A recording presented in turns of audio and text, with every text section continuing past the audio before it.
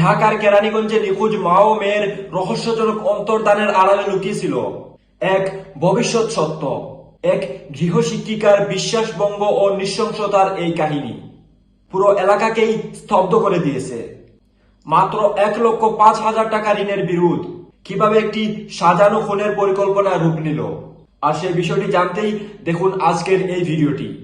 নিহত রোকেয়া রহমানের পরিবারের সাথে তাদের প্রতিবেশী ও গৃহশিক্ষিকা মিমের অত্যন্ত ঘনিষ্ঠ সম্পর্ক ছিল, আর সেই বিশ্বাসের সুযোগ নিয়ে মিম 3টি এনজিও থেকে মোট 1,05,000 টাকা ঋণ নেন এবং সেই ঋণের গ্যারান্টার ছিলেন রোকেয়া রহমান নিজেই।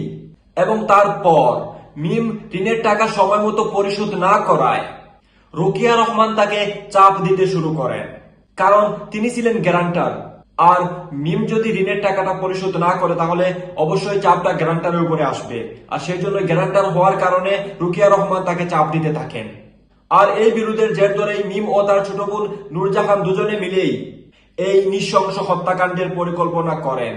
পরিকল্পনার অংশ হিসেবে মিম ও নূরজাহান প্রথমে রোকেয়ার মেয়ে জুবাইদা রহমান ফাতেমাকে শ্বাসরুদ্ধ করে হত্যা করে এবং তারা সিসিটিভিকে ফাঁকি দেওয়ার জন্য আরো একটি দুর্দান্ত পরিকল্পনা করে।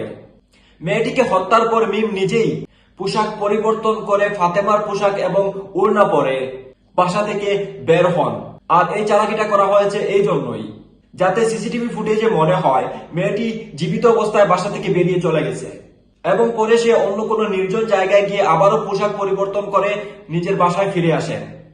এবং তারপর পরিকল্পনা শুরু হয় মাকে হত্যা করার।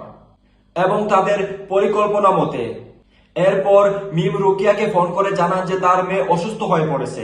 মেয়ের অসুস্থতার খবর শুনে রোকেয়া তাড়াতাড়ি মিমের বাসায় পৌঁছালেন এবং তারপর তারা আবারও নৃশংসতার রূপ নিলেন। এবং তারপর মিম ও তার 15 বছর বয়সী ছোট বোন মিলে গলায় ওড়না পেঁচিয়ে রোকেয়া রহমানকেও শ্বাসরোধ করে হত্যা করলেন। এবং তারপর শুরু হলো তাদের দ্বিতীয় পরিকল্পনা, লাশ গুম করা এবং অপরাধ লুকিয়ে রাখার চেষ্টা। এবং হত্যাকাণ্ডের পর রোকেয়ার মরদেহ দুই বোন মিলে খাটের নিচে লুকিয়ে রাখে এবং ফাতেমার মরদেহ বাথরুমের ফলসাদের উপর রেখে দেয়। এবং সবচেয়ে নৃশংস এবং ভয়াবহ বিষয় হলো হত্যাকারী মিম ওই খাটের উপরেই দিনের পর দিন ঘুমাচ্ছিলেন, যেই খাটের নিচে রোকেয়ার লাশ রাখা আছে। এমনকি খুনের পর তারা খুবই স্বাভাবিকভাবে তাদের গ্রামের বাড়িতে বাচ্চার জন্মদিন পালন করতেও গিয়েছিলেন। কিন্তু সত্য যতই লুকানোর চেষ্টা করুন তা কখনো লুকানো থাকে না, বেরিয়ে আসে। কখনো পানিতে ভেসে আসে, কখনো আবার বাতাসে গন্ধ ছড়ায়। ঠিক সেই রকমই 10 দিন পর বাসা থেকে বাতাসে দুর্গন্ধ ছড়াতে শুরু করে। আর যখন দুর্গন্ধ ছড়াতে শুরু করে তখন তারা বুঝতে পারে যে এবার তারা হয়তো ফেসে যাবে। তখন তারা আরো একটি ফোন দিয়ে আটে এবং মিম ধূপ, অ্যারোসল আর এয়ার ফ্রেশনার দিয়ে সেই দুর্গন্ধ ঢাকার চেষ্টা করে। কিন্তু মিমের স্বামী যখন জানতে চায় যে বাসা থেকে দুর্গন্ধ কেন ছড়াচ্ছে, তখন মিম আবারও মিথ্যার আশ্রয় নেন এবং বলেন যে তাদের বাসার পাশে কোথাও কুকুর মরে আছে আর সেটার দুর্গন্ধ ছড়াচ্ছে।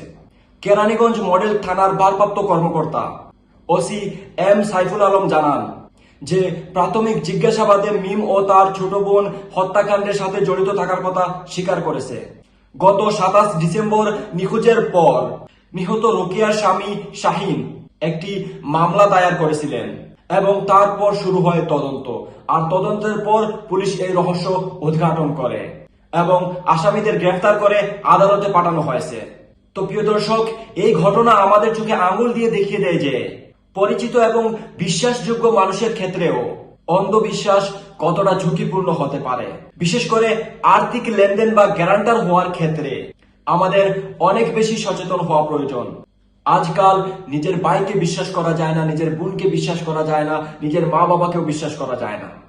আর সেই জায়গায় আবেগের বশবর্তী হয়ে আপনি আপনার প্রতিবেশীকে সাহায্য করার জন্য তার কোনো এক বিষয়ের গ্যারান্টার হয়ে যান, আর তারপরই আপনার জীবনে চলে আসে কোনো এক অজানা দস্তক। বিশেষ করে আর্থিক লেনদেন বা গ্যারান্টার হওয়ার ক্ষেত্রে আমাদের আরো বেশি সচেতন হওয়া প্রয়োজন।